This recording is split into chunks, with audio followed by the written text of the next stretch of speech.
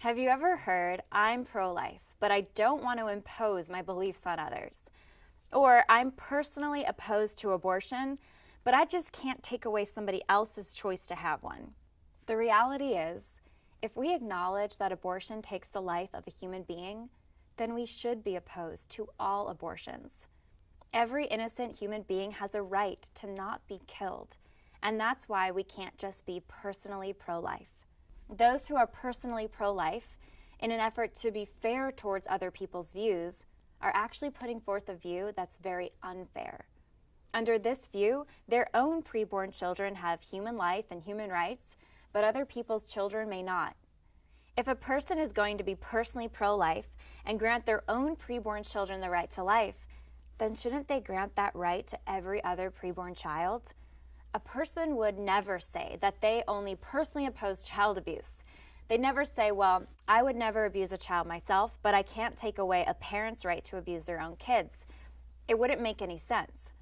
But if the preborn are human beings, then abortion is the ultimate form of child abuse. Or imagine if somebody said, "I'm personally against slavery, but I wouldn't stop anybody else from owning slaves." Or, "I'm personally against the Nazi Holocaust, but I can't stop somebody else from persecuting Jews." We'd think they were terribly confused or even cowardly. The right to life is the #1 right that we the people have promised to protect, along with liberty and the pursuit of happiness. If our laws do not protect the right to life, then they're failing their most basic function. So it's actually impossible to be just personally pro-life.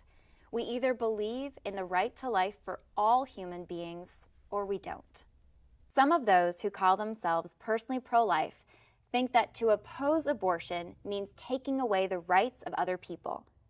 But that's completely upside down.